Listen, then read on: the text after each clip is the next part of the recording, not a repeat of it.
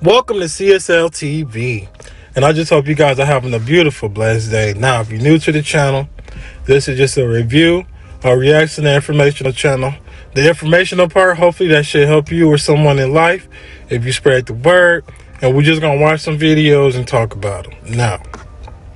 Now, if you've been rocking with me, I just want to say I appreciate you. As always, it's love to everybody.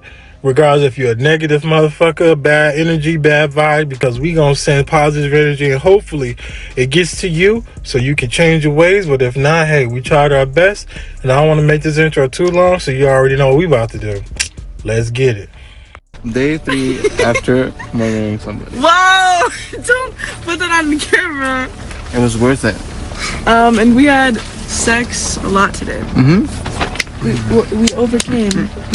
As payment for doing it. That video is not a joke. It's then 16-year-old Sierra Halseth and her 18-year-old boyfriend Aaron Guerrero confessing to murder. The video was taken in April of 2021, shortly after Sierra's father Daniel Halseth went missing. But to understand what led up to this, let's go back. Elizabeth and Daniel married. Shout out to this lady right here. I don't know her name or anything, details like that.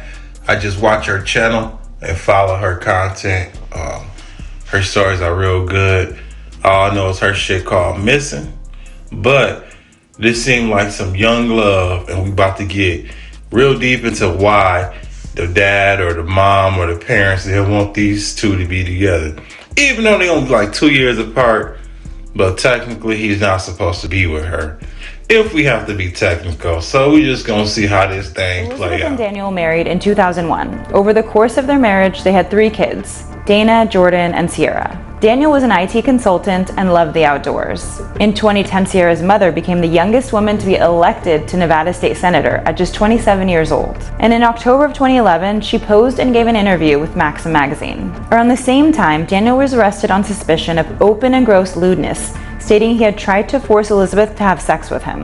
Marital issues and rumors of an affair led to a divorce in November of 2011. Daniel was active on social media. He posted his travels and words of encouragement across all platforms. From August 2020 to March of 2021, Daniel took Elizabeth to court in an attempt to gain custody of Sierra. It indicates to me that something else is going on with Sierra. I don't know yet what that is, whether that's parental alienation, whether that's human trafficking, whether that's manipulation, and I don't know who at this point is to blame for that. The judge decided Sierra should remain with her mother, but she would still go back and forth with her father. And there was more trouble brewing. In June of 2020, Sierra and Aaron began dating, but Daniel and Elizabeth did not approve of the relationship. It's unknown why, but could have been because Aaron was 18 and Sierra was only 16. Elizabeth and David forbid the two from seeing each other. Tension grew between Sierra and her parents, and the two young lovers began plotting ways to be together. They were secretly planning to run away to Los Angeles together,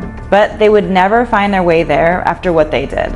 On April 8, 2021, Daniel's ex-wife, Bogdana, received a text message from their joint bank account, alerting her of potential fraud because money had been withdrawn at multiple ATMs in Las Vegas. She immediately reached out to Daniel to confirm the withdrawals. He didn't respond. So Bogdana reached out to Daniel's mother, Christine, since they talked often. Christine then called and texted Daniel, but he never responded.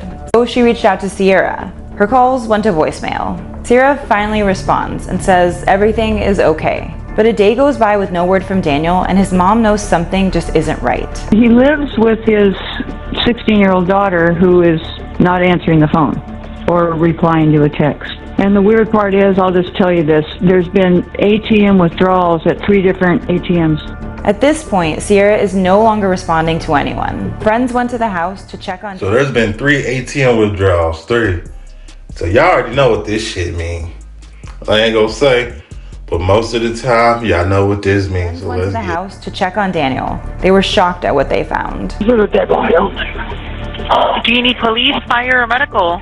There was a fire, and the fire must be a couple days old. But there's a dead body in the garage we just found. Daniel was found stuffed in a sleeping bag that was lit on fire in the garage in an attempt to hide the murder. When investigators arrived, they found a chainsaw, knives, and tools all over the house. The autopsy would show Daniel suffered burns to 40% of his body, and he was stabbed 70 times. And his badly injured body was mutilated before it was stuffed into the sleeping bag. It didn't take investigators long to figure out who was responsible for this heinous crime.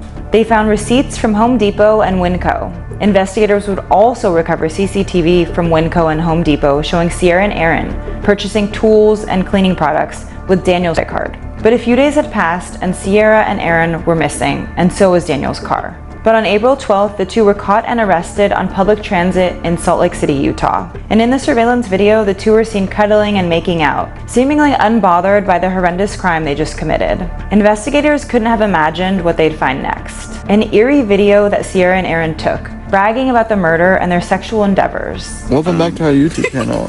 After murdering, day 3 after murdering somebody. Wow! Don't put that on camera. It was worth it.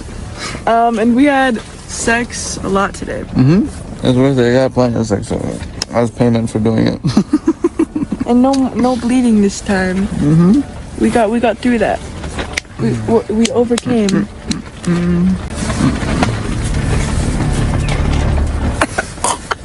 Yeah.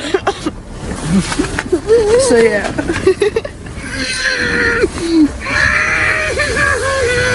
At this point, the evidence was stacked against them. Both teens pled guilty to murder. At sentencing, Sierra made allegations that her father was abusive and offered no apology for the murder of her father. Aaron, on the other hand, appeared to have more emotion while asking the family for forgiveness. I ask for forgiveness as I get sentenced today, and I hope it brings you a little peace. Sierra and Aaron were both sentenced to life with the possibility of parole after 22 years.